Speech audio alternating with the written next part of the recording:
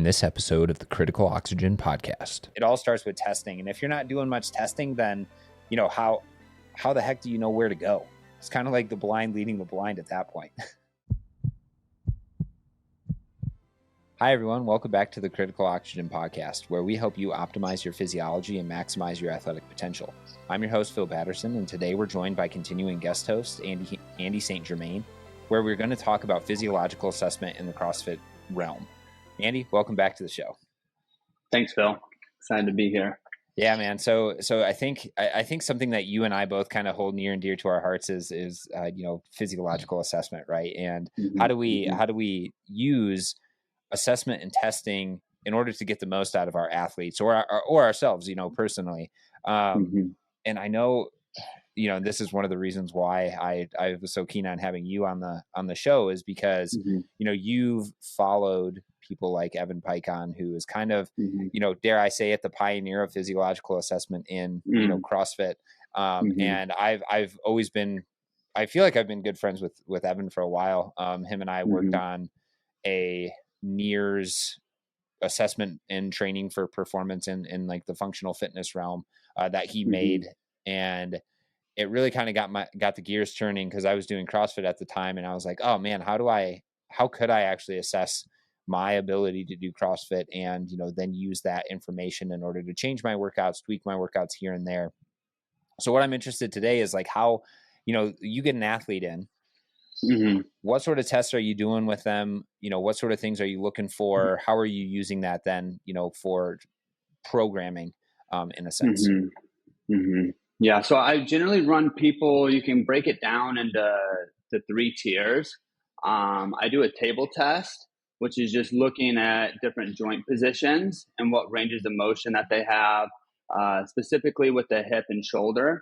And then that gives me a lot of good information about the knee, the ankle, the elbow, and the wrist as well. And that's where CrossFit's a little bit tricky. And really any sport is, it doesn't really matter what range of motion you have. There's movements that you have to execute, and there's movements that are required to be in the sport. So I use those tests generally as a way just to build warm-ups and corrective exercises and rehabilitative training along with the performance training that they're doing. Because again, it's like there's exercises that whether you have the range of motion for it or not, it's like you have to overhead squat. You got to be able to push press. You have to go overhead in CrossFit. So most people don't have the range for that. But their body finds a way to compromise and make it happen still. So I really use the table test to build a more holistic approach to make sure people are staying out of pain and being able to continue to train hard without any limitations. And that's where I generally start things. And that gives me a good picture just of the athlete as a whole. Just sensing and being aware of people on the table really gives me an idea of a lot of other factors as well. Just through the ability to have hands-on and feeling their tissue, that gives me a look at like, hey, are they going to be more fast twitch or more slow twitch dominant? Seeing how they behave on the table also gives me a look at just like the nervous system. Like, do they hold a lot of tension? And when I'm trying to move them through ranges, are they like basically fighting me, or are they able to relax? So there's a lot of other good metrics that come from the table test outside of just like, hey, what kind of motion can their joint express? It can give some other valuable metrics as well. Outside of the table test, then I run everyone through a test with the Moxy. I do a rip test, which is going to be 20 seconds max effort with a minute 40 rest. And depending on what it's showing, it's generally 4 to 7 rounds is what I'll run people through.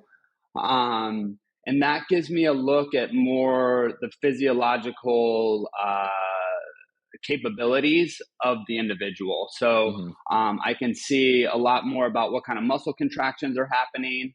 I get to have a look at their respiratory system. I can see what their cardiac system's doing. And then it also allows me to look at like the psychological aspect of training as well. When people's metrics generally, I'll have people get on the bike and they'll start, and it's max effort. And as they get, like, if people are getting into rounds 3, 4, and 5, and they're actually like going faster, there's a piece where I can see there's a psychological limiter there, because like max effort is max effort. And if you're going max effort, it's really hard to repeat that. So when people have these variances later on down the road, there's definitely pieces of like, hey, what did the warm up look like, and other variables that come into play. But it really gives me a look at the heart, the respiratory system, the muscular system, and then also the mental system as well. And then from there, I go into more generic, just like work capacity, strength exercises, just seeing where they stand as far as the Olympic lifts, their gymnastics movements, what kind of capacity they have, and then getting some more real life, like testing the Fran or the Helen, or getting some of these more benchmark workouts. But generally, I can have a good idea from the table test and the Moxy test. Majority of the time, that gives me all the information I need. And then just asking some questions with some of the work capacity stuff will fill things in. But there's definitely times where I like to see people move, and I like to see them under load, and that gives context as well. So those are the 3 main ways that I assess and treat people. And that's kind of like the underlying roadmap. But then there's definitely ways to, I run people on some Moxy tests that are a little bit different, more endurance-based stuff, just to see how their system reacts. So it's really depending on the individual and depending on what we're trying to accomplish, it leaves some room to play in there. But generally it's table, Moxy, movement. Yep. Yeah, I was gonna ask. I think the table one is interesting, and it's not something that I don't think many people do, because you obviously have a background as a massage therapist and stuff. So, it's like you feeling the muscle and you getting to know, like, are they resisting me? Or are they holding a lot of tension and other things like that? I remember I think last episode you were talking about how you can kind of tell, if somebody has kind of like, more supple, softer muscles, like they're a little bit, more type 1, or at least that's kind of how their body will react to training and everything. I think that's super interesting and very valuable to first start with that, and then, then get into like the range of motion stuff too, like under tension, like watching them move through a movement, because, maybe they seem super, super tight or something, but then you find that they actually have like impeccable, say like Olympic lifting form, right? And all of that, goes towards what we were saying is maybe the most important predictor of performance, is kind of that efficiency of movement, right? If you can move well and you can move well for your body, then you're going to set yourself up to decrease the amount of, kind of internal work that's required. And then you're going to be able to kind of manage that stress a little bit more than if you're super tight all the time. You're kind of muscling stuff. Like I'm sure you've seen people at the gym, because I certainly have, who are like, they're as strong as an ox, but you're like, dude, the way that you're going through that range of motion for like a muscle up, like you're essentially doing like a strict muscle up, even though you're swinging every single time. You're like, that cannot be efficient, for your movement. So yeah, I think that's super important, right? Look at how somebody's moving, figure out, what sort of mobility drills that they need to do in order to actually make that range of motion happen, because, Fran or a thruster has very, very strict requirements in the movement standard, right? And we've seen people time and time again go to the games and then get no repped, for not having, full range of motion or something along those lines. So it's really important to be able to move through that range of motion effectively, efficiently, and, to the same extent that, is required in competition, right? There's no kind of, cheating your way out of it, right? You have to hit those movement standards. And then something I do want to kind of park on for a little bit is this rip test. That was, you worked with Aaron Davis, right? Is he? Because I think he was the one that kind of like coined like the rip test, or at least like the early Moxy adopters. So when you're doing the rip test, right, it's essentially repeated sprints. After the test, like what can you actually tell from that? Because typically, like I'm working with endurance people, I'm doing a 4-1 step test. And then from there, I can say, okay, you have a cardiovascular limitation, a pulmonary limitation, or a muscular limitation. Obviously, like it's not super cut and dry, but you can get an idea of what the greatest limiting factor is. So is a rip test kind of telling you the same thing? Yeah. So the rip test gives a lot of good info. And yeah, I did a majority of my education around the Moxy. I have to give that credit to Aaron Davis. He was really, he's helped me so much as a coach and as a mentor. And that's who I think Evan originally started getting on the Moxy and kind of learning his education background started with Aaron as well. So I'm really grateful that I've had the opportunity to work with Aaron as an athlete and then also as a coach, because he's been a pioneer on a lot of different fronts. So there's a couple different settings that you can alter in the Moxy. So one of the things that I look at is what kind of muscle contraction is happening, and it gives me an idea of so for traditional like aerobic exercise, is the circulatory system needs to have this continuous flow where the blood's moving from the heart to the tissue and then from the tissue back to the heart. And when you have that continuous flow, that's where oxygen is going to be able to be utilized as the biggest source of fuel and generally going to make people more sustainable because there's not restriction in getting rid of metabolic waste or receiving fuel to the tissue. So by monitoring the hemoglobin through the Moxy, I'm able to see, is that continuous blood flow to the tissue and out of the tissue happening? And then it also gives me a look at, okay, is blood flow to the tissue getting cut off? So having a arterial occlusion where there's fresh flow of oxygen isn't getting to the muscle anymore. Or there can be a venous occlusion where the blood flow back from the muscle up to the heart is getting restricted. So it really gives, and then that kind of ties in as well of like what kind of tissue type or tissue quality the athlete has. Generally, someone that has the more malleable tissue, a little bit bigger tissue, and is more what I consider like this type 1. They're generally able to stay in this more compressed state where there's continuous flow through the system. Whereas people that are more type 2 dominant, they're really good at high force of contractions and recruiting a lot of motor units. So it really starts to restrict blood flow in the capillaries, either to the tissue or back up to the heart.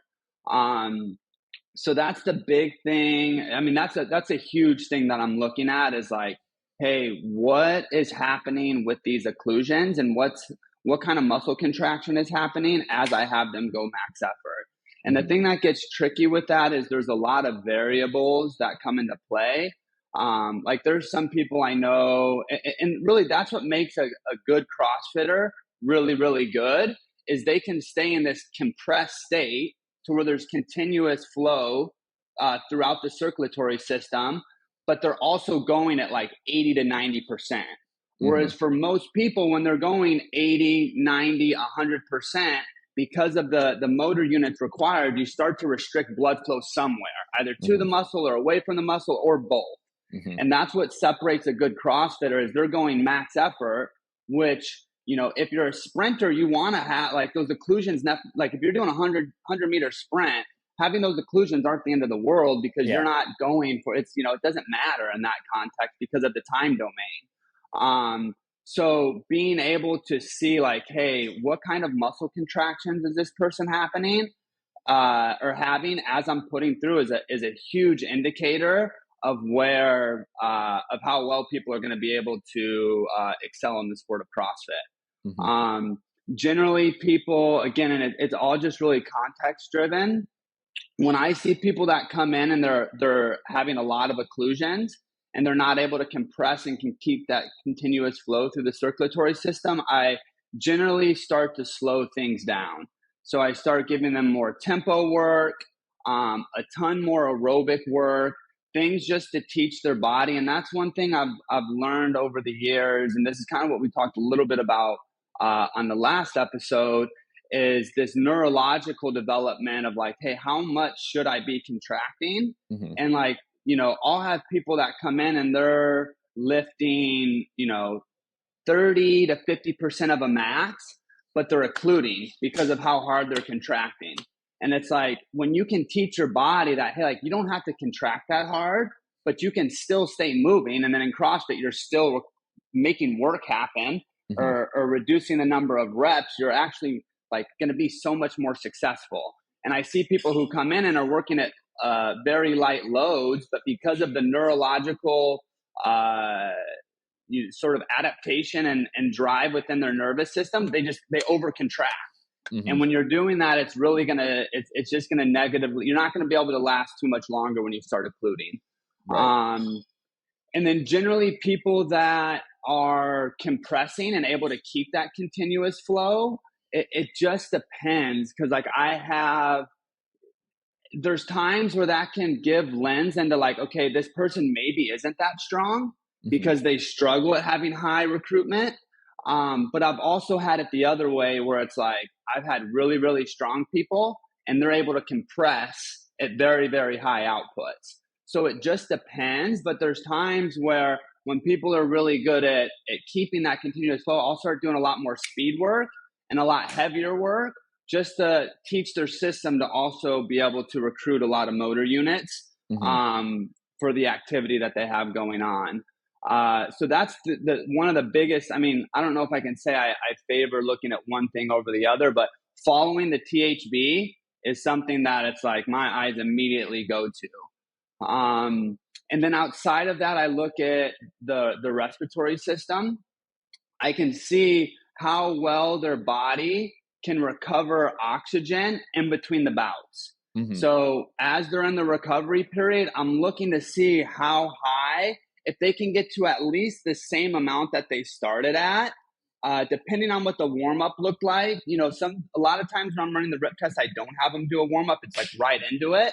So sometimes people will over-recover after the first couple sets because their body's still getting warm. But generally what I see is a decline. It's like people will come in, they'll start at like 85% oxygen, they'll run their first interval, they'll recover up to 80%, run the next interval, they're at 75, and there's this downward trend of where the oxygen's recovering to. And that gives me a look at the cardiac system will for sure play a part in that, but that is where I can really start training the respiratory system. And I have what's called a Spiro Tiger, which is a respiratory trainer. And the diaphragm, which is the main muscle of respiration, is just like any other muscle. It can fatigue, and you can also work on volume. So like same thing with the 1 rep max squat, like how much can I lift? The respiratory system is the same. How much air can I take in? Also how much, and then how enduring can I be? How long can I do that for? So depending on what the O2 does, that gives me a look at like how much. For the most part, everyone has some sort of breathwork training just because of it affects the skeletal system, it affects the nervous system, it affects performance in the gym. It just really is the one system that affects almost every other organ system within the body. So I always have a base of that. And then depending on what the Moxy shows can kind of deveer like, okay, how much am I weighing into that? Or what style and type of training am I doing with the breathing? Yeah. And then I'm also looking to see the THB and the O2. It also just gives me a look at the heart as well. Is the heart able to supply blood flow to the muscle, or are you basically using it all up and you're not able to continue the heart's just not able to keep up? So that was kind of a lot there, but those are the three main things that I'm looking for is, hey, what's the main limiter that this person has? Is it a cardiac limitation? Is it a muscular limitation? Or is it a respiratory limitation? And I've found over the years of using the Moxy, I always look for that one underlying limitation, but I've also realized that there is, and I'm not sure if we mentioned this on the previous episode, but just the whole idea of coordination and how the ability to contract and relax from a neurological standpoint, how important that is. So there's times where I see a muscular limitation, but I also have to dive in. I'm like, is this a muscular limitation because of like how the tissue is actually able to utilize oxygen? Or is this just their neurological ability to be able to contract and relax? Mm-hmm. So there's a couple different variables I find that can come into play based on what the limitation is. But that generally, you know, in running the Moxy, again, it can be tough because there's a lot of variables that come into play. Like it gives a snapshot of that day. And Mm-hmm. that day is affected by what did you do yesterday? What did your sleep look like? What did your training look like? There's a bunch of variables that could affect that. But generally, seeing people's profile on the Moxy will give a good idea of like, is this person going to be good at CrossFit or are they going to struggle? Yeah. But it's tough because again, I think the psychological aspect of CrossFit is where people cannot have the best physiological profile, but their ability just to keep going and keep suffering and stay at it can override some of the physiological limitations that they maybe have. Yeah. I think there's a lot to unpack there because that's a lot of really, really good information. So for those of you who are unfamiliar, Moxy and other near infrared spectroscopy devices essentially shine red light into your muscle, and then based on how much red light is coming back can determine how much oxygen is bound to your blood underneath the sensor, and what the blood volume essentially the blood volume underneath the sensor is as well. So there's two variables that you get. You would get SMO2, which is skeletal muscle oxygenation, and then you get THB, which is total hemoglobin. Really, it's just how much blood volume is underneath the sensor at any given time. And something that, you know, when I talk to a lot of people who use Moxy and myself included, is I really focus a lot on the SMO2 because THB is a lot harder to kind of understand and pick apart those variables like you were saying. But there's tons of really good information you can gain from total hemoglobin. Like you were saying, you can either have a compression response. So are your blood vessels just being kind of pushed together? Or you could have occlusion responses. Are your blood vessels being pushed together so hard that they're essentially collapsing? And you want to, especially in like endurance sport, you want to avoid the collapsing of those vessels as long as possible, given, you know, a certain 1 rep max. So you want to be like 80-90% of that 1 rep max before those vessels start to collapse.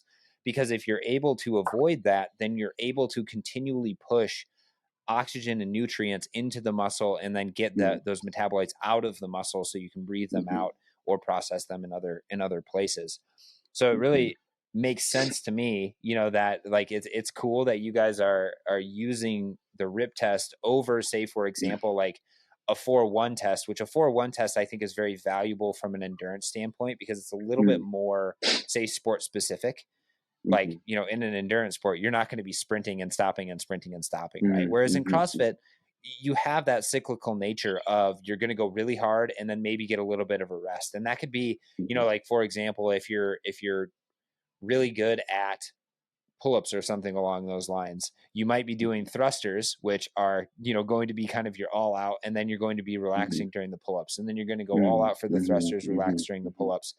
And if you're always in a state of venous occlusion, so pushing your muscles are contracting too hard, then there's going to be times where essentially your body is not able to actually supply oxygenated blood and nutrients and remove those metabolites. And it's kind of just a matter of time, like what you were saying, before you blow up, right? So I think that's A, super interesting. And then B, this idea of a limiter, right? What is your greatest physiological limiter, you know, within your system? And it could be that you're having a compression response, a venous occlusion response, other things like that. Something that I was thinking about as you were talking about that is like, maybe it's also, if you're somebody who has venous occlusions all the time, maybe it's because your heart isn't strong enough to actually push through, you know, the ability of your muscle to contract. So you need to strengthen your heart by doing lower intensity stuff that's going to stimulate or increase your, you know, cardiac output and the strength of your heart for extended periods of time without introducing that venous occlusion. And then you'll be able to balance that a little bit more, as opposed to if you just continue to get stronger and stronger and stronger, you're essentially always going to be able to contract your muscles stronger than your heart's going to be able to beat the blood. So you're not going to fix that quote unquote limiter in that sense. And the whole point of identifying a limiter is to see what the slowest process in your assembly line is, right? So something that I always love about Evan is the way that he uses like metaphors and stuff. And what he would say is like, think of a limiter as, or your performance as an assembly line, right? The goal is to get pieces in and parts or in like cars out. And the more cars you can get out, the better your performance is. But during that assembly, right, if you have doors, windows, and engines that need to be installed, you can think of those as your limiters. It doesn't make sense if the engine is taking the longest time to put in. It doesn't make sense to increase your rate of window installation, right? Because that's not going to get more cars out. You have to address the engine being installed first and get everything back up to par before then focusing on your windows, right? So that's something that I think will be talked about more and more and more, is this idea of limiters within your physiology. And this pertains to endurance athletes, CrossFit athletes, really any sort of endurance sport, athlete, whether that's monostructural or, more functional fitness like CrossFit. But, if you can identify your limiter, you can do things like respiratory training, right? Like you were talking about. You can do things like, a little bit slower, less contraction heavy work for extended periods of time. And then you can develop those aspects of your physiology that are limiting you, bring them up to par with everything else. And then, your performance will, should get better.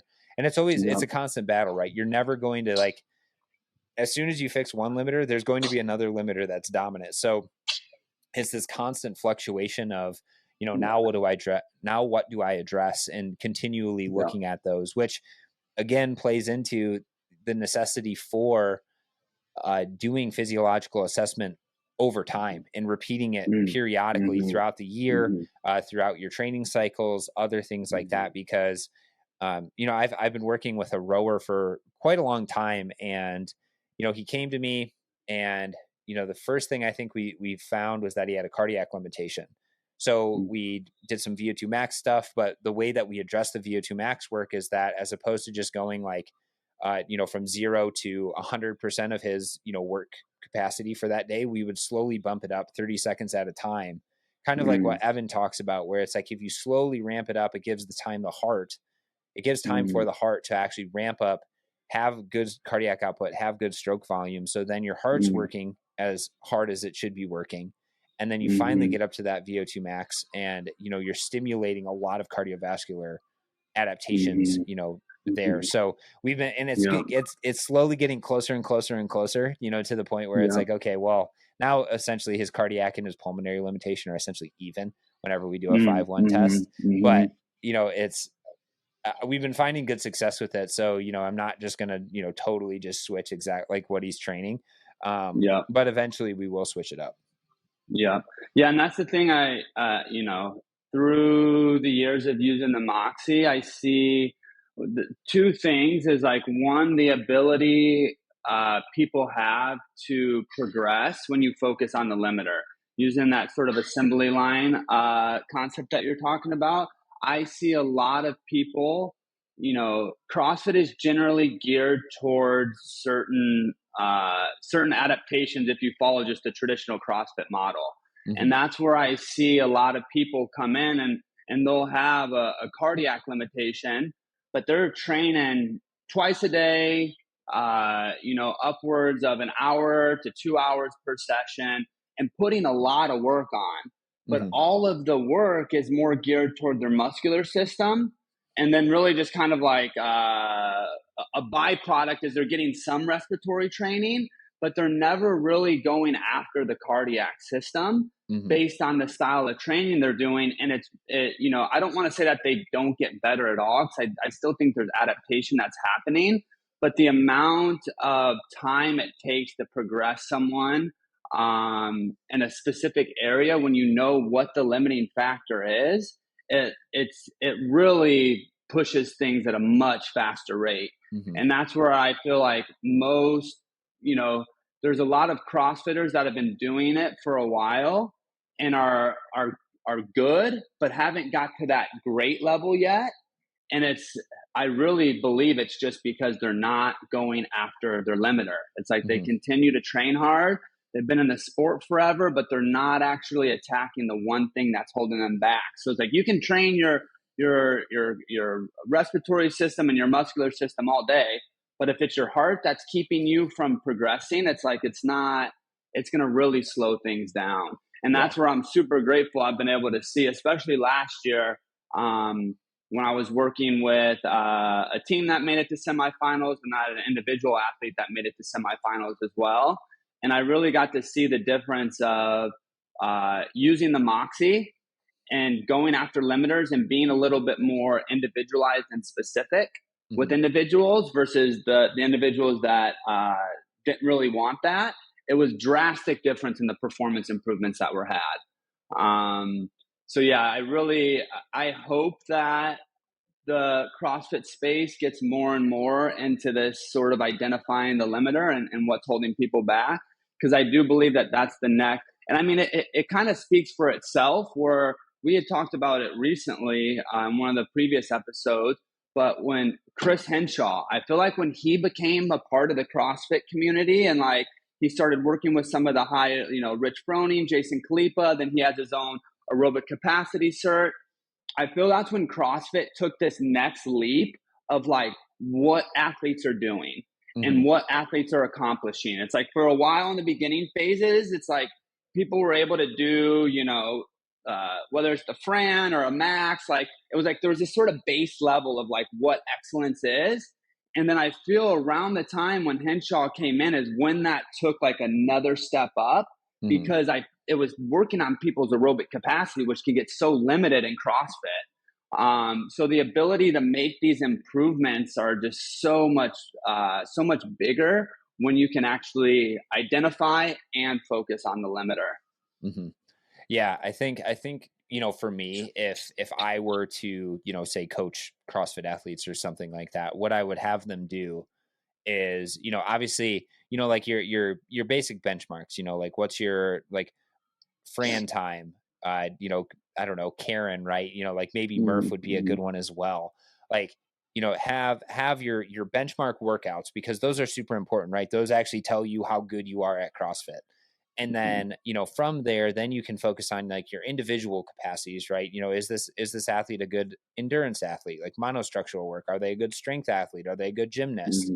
And then from there you can like in my mind's eye, I say like I would love to have an athlete where I could just do like a VO2 max test on them, or a 4-1 test or something on like the bike and the run and the rower. Probably like it would probably be those three, and then just track them over time, because those are different, right? We know that if an athlete comes from a running background, they're going to have a better physiological outcome for a running test versus if they did like a biking test or something like that. So you kind of want to be able to track all of those over time. So then you can say, okay, well, your second threshold for rowing is at 250 watts. So when you get on that rower and you're doing a 30-minute workout, you don't want to go much over 250 watts. So because then you can dial it in a little bit better. You can say your VO2 max is this on this, this, and this. And then starting to look at, like the rip test stuff was like, where do you start to occlude? And, like at what percentage of, like that 1 rep max are you starting to occlude? Okay, well, maybe if you're occluding a little bit too early, we need to back you off in terms of the amount of intensity you're doing and do a lot more of that, like, kind of zone 2 sort of style work. Whereas if you're kind of the other side of that, where it's like, you never occlude, which like, if you're strong enough, it doesn't really matter. But if you're weaker and you don't occlude, then figuring out how to tune the body a little bit better to be more forceful, be more powerful. And this is where CrossFit is just so confusing and so convoluted, is because all of the requirements that are actually necessary to make an amazing athlete. So it's like, so you get to that point, right? And then you can get to your limiter too. You can say, okay, well, actually, you probably start with a limiter, because the limiter is most likely going to be there for, most of like the CrossFit style, like workouts that you're going to be doing. So if you're attacking a limiter there, then that's probably going to unlock, other fitness gains, right? In terms of being able to recover better, so on and so forth. So it's all of these different things. And then of course, like making sure they have good mobility and maintaining their mobility. I think that coaching, like endurance sport is challenging enough. Like there's a lot of things you have to think about. I can't even imagine like, how much time and effort actually goes into tweaking and changing somebody's, CrossFit sort of workouts. And at the end of the day, right, I think in CrossFit, it's like everyone calls it like the cult of CrossFit, right? And it's one of those things where people see successful athletes and then they're like, I need to emulate that successful athlete. However, they don't take into account like maybe that athlete is just getting better despite the fact that they're doing things maybe not in an optimal way. Right. I mean, you've seen it yourself, right? You say, oh, well, ever since I started addressing limiters for my individual athletes and for, the teams, their progression is like 10x better. I don't know if it's actually 10x, but it's way faster than somebody who's just doing kind of traditional CrossFit programming where they're not focusing on, their individual needs. They're just focusing on, okay, how much work and grind can I put in? Yeah. That is, the one thing I always say about CrossFit is I'll love it. And I'll always be there'll always be a piece of my coaching, but the amount of, how taxing it is just from a mental standpoint of programming and writing good design for people, it's just a lot. And it's literally like when I take people who, some of my individuals that are just wanting overall health, well-being, wanting just improved quality of life, a CrossFit program probably takes me 2 to 3 times as long to fill out from a time standpoint, just because of all the variables that are in play. And the one thing I've been enjoying about using the idea of limiters is it allows me to be more simplistic with my programming. There's a piece where CrossFit has, in the definition, it's constantly varied functional movements at high intensity. And this constantly varied piece, I think, really starts to set people back, because in order to get better at something, you have to get exposure to it, and you have to keep the exposure high. If you're doing it and then going on to other stuff and then coming back to it, it's like you're not going to progress at the rate that you're fully capable of.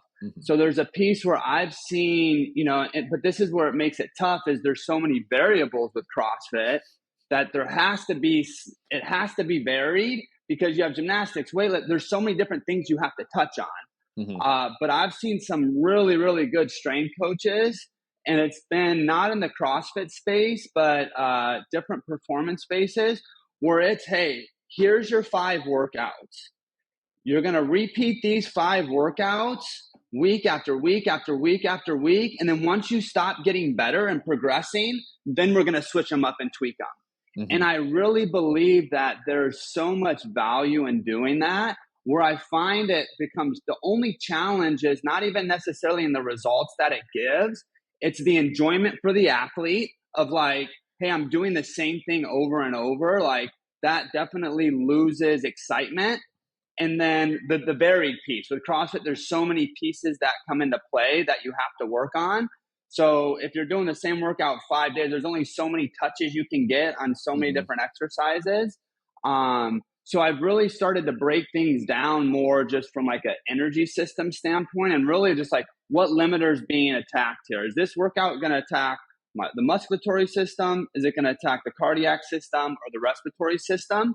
And then I'm really just basing workouts more guided on that rather than, and then under that is like, okay, how much gymnastics do they need? How much weightlifting do they need? Because based on what I'm trying to attack, I can have it be like I can attack a muscular limitation with gymnastic stuff, with weightlifting stuff, with body weight stuff. There's a lot of different ways that I can attack a muscular limitation.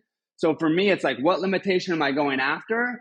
And then how can I then fill that in? And that's kind of where I consider like the art of coaching, the art of programming is being able to take all of those different variables and have them run cohesively.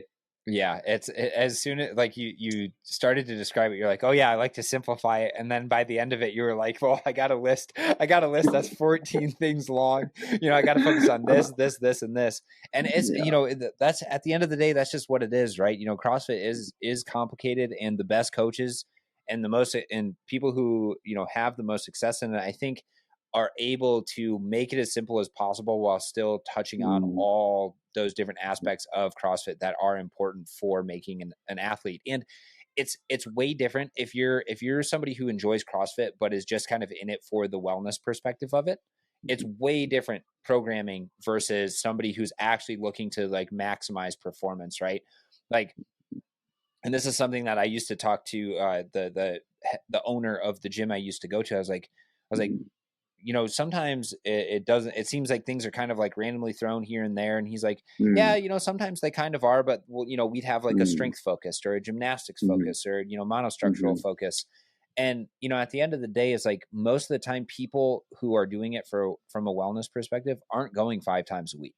They're going 3 times a week. And so he's got to kind of like pick and choose like, well, we did a longer workout on Monday. So, if somebody is coming, like the next day, then Tuesday, it's got to be an easier workout. Right. And you have to, so it's just challenging in terms of what you're programming and all of that. But I do think from the performance standpoint, like you were saying, Andy, it's like the first thing you need to do is you need to focus on, whatever say weakness you have, right? So if it's endurance, strength, or gymnastics, you would really need to focus on that first, because you need to get up to, there's prerequisites, right?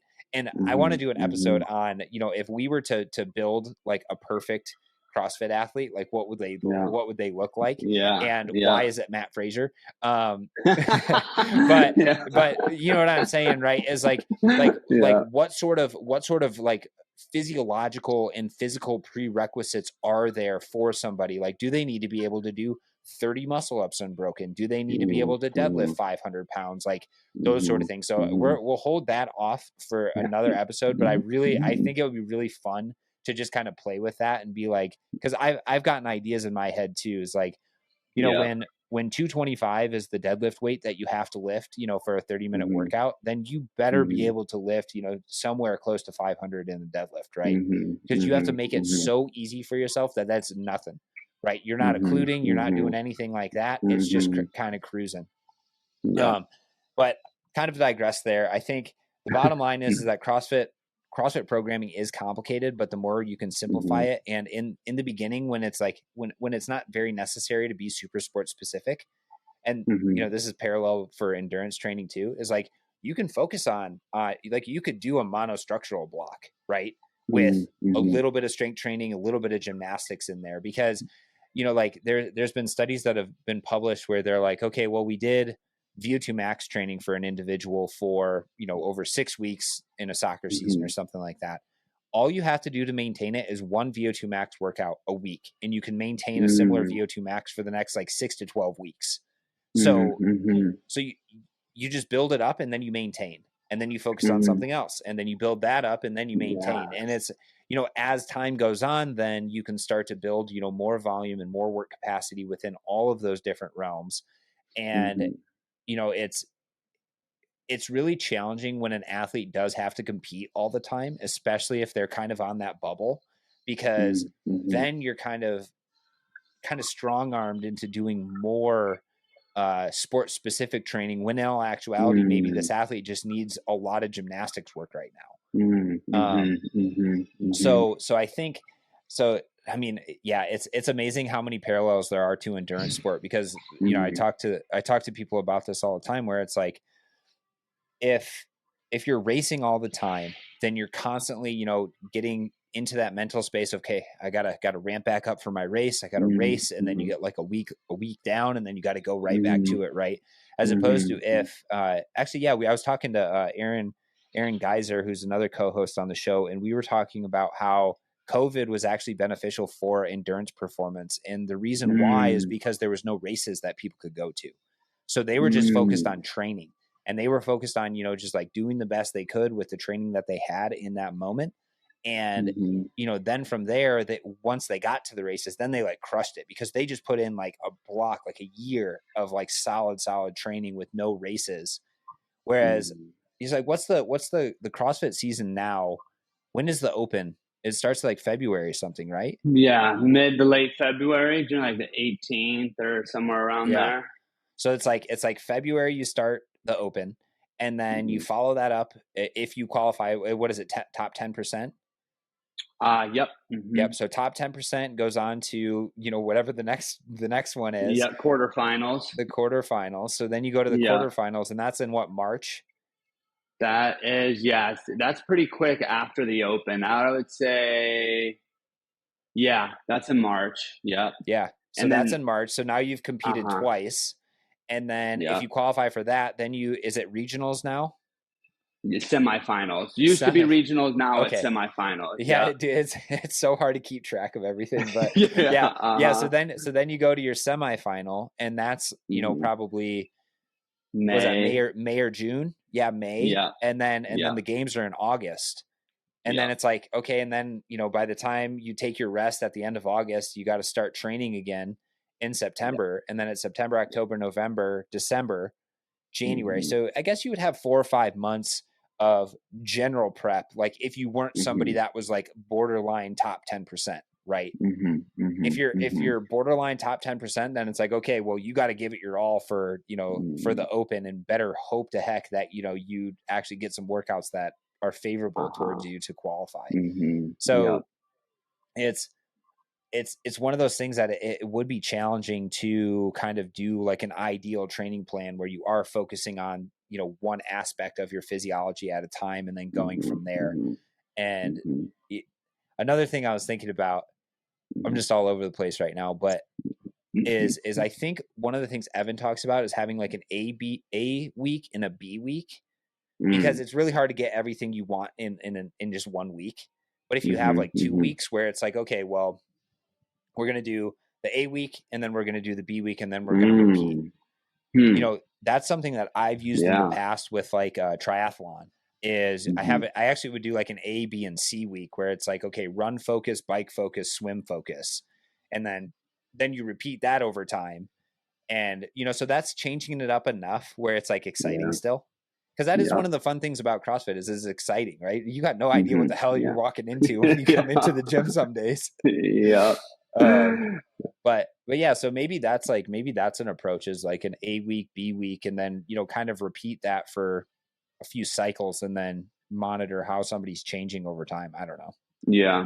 I think that gives more variability, or at least more opportunity to have things focused on, but then make sure that you're not losing progress and you're maintaining the things that you're per se not focusing on.